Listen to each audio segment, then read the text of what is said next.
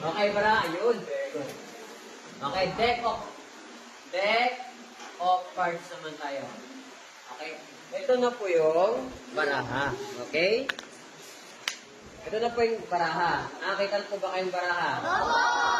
Okay? Yan, baraha po. Ito yung deck of cards. Okay? Sa one deck of cards, meron tayo ditong 4 na shape. Okay? Meron tayong 4 na shape. Diamond. Okay? Meron tayong, sa deck of cards, meron tayong shape, meron tayong diamond, heart, spade. Ano siya eh? Heart na may guntor. Ngayon, tama.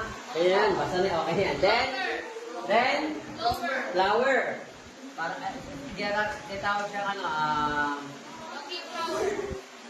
Sir, okay? ba ate namigay ceremony ni sir. Okay. So, yan yung sa, titawag yan parang malunggay. Malunggay leaves, no? So, para makita nyo po kung ano may tsura nila. Okay, ito po yung, ang tawag ito. Spade. Okay, spade. Then, ito po yung sa flower. Ito po yun. Flower, yan o. Naintindihan ko pa. Yan yun ha. Then, meron din tayong heart. Ito na yung heart. Okay, ayan, heart. Okay na yan. Next. Meron tayong diamond. Okay, diamond. Okay.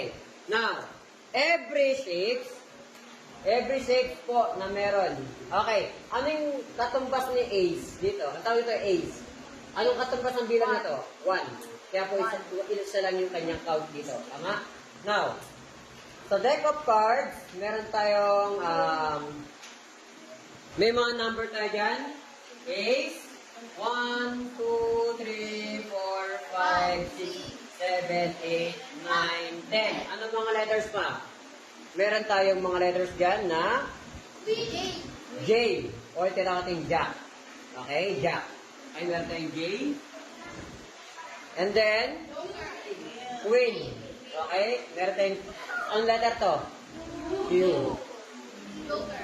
Okay, then meron tayong King. Anong letter to? Okay.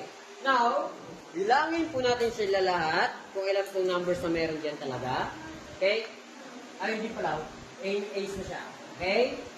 Ace is 1. 1, 2, 3, 4, 5, 6, 7, 8, 9, 10, 11, 12, 13. Bali, kada isang shape, meron siyang how many pieces? 13. Ilan ang shape sa deck of card? Ilan ang shape? 4. Ay, hindi po. 1, 2, 3, 4. Ito yung 4 shapes. Okay? Kada shape, how many pieces? Sa spade. Ilang piraso to? 13. Kaya po siya 13 times 4. Ilan po lahat ang pag pinagsama-sama ko itong lahat? 52. Ilan to lahat? Pag pinagsama-sama ko, one deck of card. 50. Oh, very good. Okay, 52 cards. Okay, pag pinagsama-sama po lahat ito is 52 cards. Yan. Now, magkakaroon tayo ng condition dito or problem, no?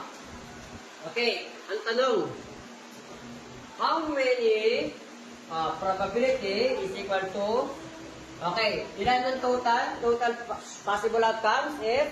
4. 13. Ilan pa lahat? 13. 42. 52.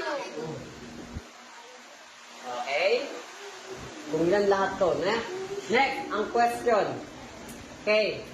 How many? Okay. How many hearts na pwede natin makuha ito? 13. 13 hearts. Okay? Naintindihan po ba? 13. Yan ang kung may tamang sagot yan. Pwede pa ito yung lowest term? Yes or no? Yes or no? Yes. What number can we divide? Yan agad. 13. Okay? 13 divided by 13? 1. 1. Ilan 13 meron? 4. Ay, nung din ang 4. Ibig sabihin, 1 over 4 o 1/4, yung possible pwede maging outcome na makakuha ka ng ilan? Ng heart. Very good. Okay, next, ang tanong naman na, probability of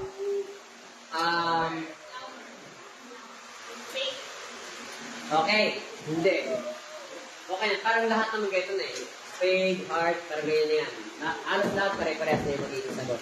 Now, magiging situation natin.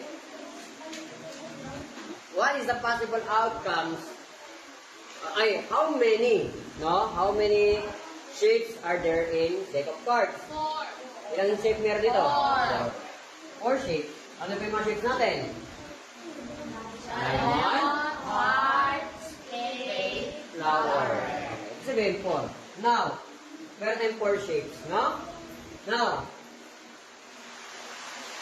pwede pa siya nilang sir? What number can we divide? 4. Divided by 4. 4 over 4. Okay, now. Okay? 4 divided by 4? 1. Ilang 4 meron dito? 13.